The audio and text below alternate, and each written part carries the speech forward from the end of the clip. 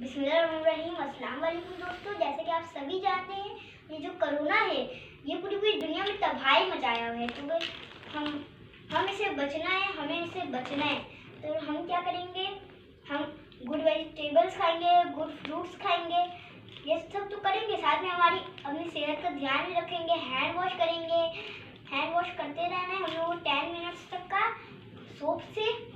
और क्या आपको सैनिटाइजर चाहिए तो आप घर बैठे आप सैनिटाइजर बना सकते हैं। या सैनिटाइजर तो आपको बस क्या चाहिए, स्पिरिट एंड एलोवेरा। आप घर बैठे बनाएं, अपनी सेहत का ध्यान रखें। और आप या फ्यूचर भी बना सकते हैं।